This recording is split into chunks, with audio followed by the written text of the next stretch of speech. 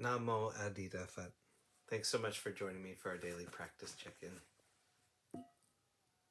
Listen, listen, listen. This wonderful sound calls us back to our true home.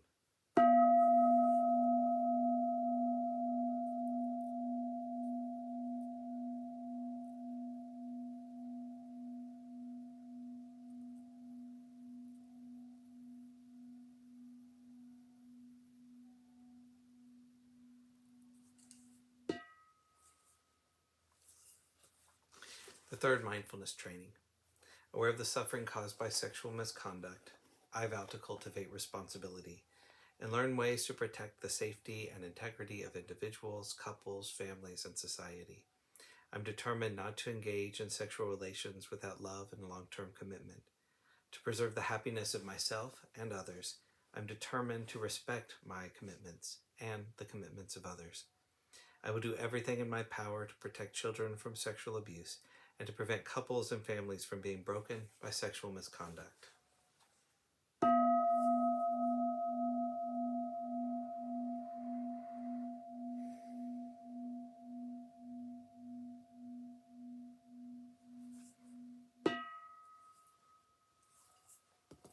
For our Dharma lesson, we're reading Abundant, Exalted, Immeasurable by Ajahn Pasanno.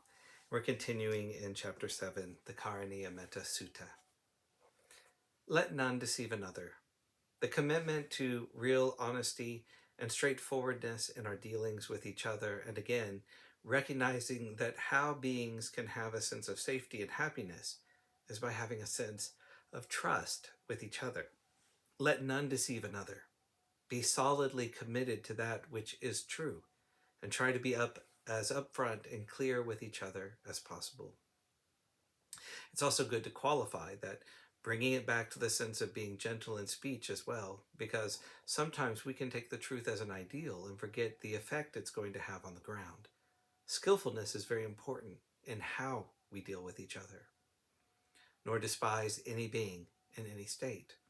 There is a common human tendency to lift oneself up by putting someone else down.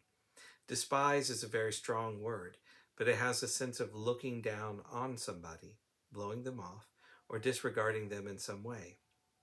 As human beings, we easily do that because there is a sense that criticizing or being able to put others down lifts ourselves up a bit. It's just not a very beautiful mental state. When I went to Thailand, I had been traveling around the world for about a year and then was ordained as a Buddhist monk. After having been a monk for about 16 years, I went back to Canada for the first time for a visit. After being in the rural culture of monasteries in the northeast of Thailand, which is quite a gentle culture, I found it quite painful to see how people spoke and talked, putting each other down. Being exposed to media and the sarcasm, critical put-downs, and snide comments, I found it very painful. It's ordinary. I don't think my family was more egregious than anybody else. In fact, they were pretty good. It's just a norm within the culture. I think it's important to become very conscious of that so that we aren't drawn into putting anybody down in any way, making fun of others, criticizing, or being sarcastic. Let none, through anger or ill will, wish harm upon another. This means protecting and sustaining your thoughts of loving kindness and well-wishing, or at least neutrality. And then there is the phrase, even as a mother protects with her life, her child, her only child. The Buddha very consciously uses the archetypal image of the mother who identifies with the child. It's her only child, and therefore there's a ceaseless well-wishing on her part. Even if a mother is not right there with the child, her antennae are out. The slightest sound pulls the mother back to check and make sure that the child is okay. So the image is very apt. Then the Buddha says, with a boundless heart should one cherish all living beings. The sense is that, in the way that the mother doesn't think of herself and her first thought is for the child, we too have that boundless quality through which we're not thinking of ourselves anymore. We're setting ourselves aside.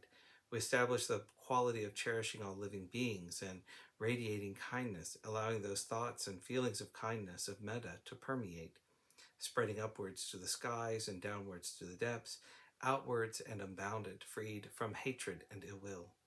There's a sense of unobstructed radiating, of not choosing, Not saying I'll radiate upwards, downwards, out in all directions, everywhere, except for that person. We don't have that limitation.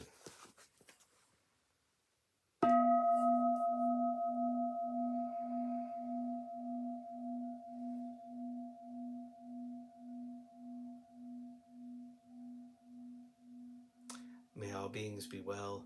May all beings be happy. May all beings be peaceful. Namo Adida Phat.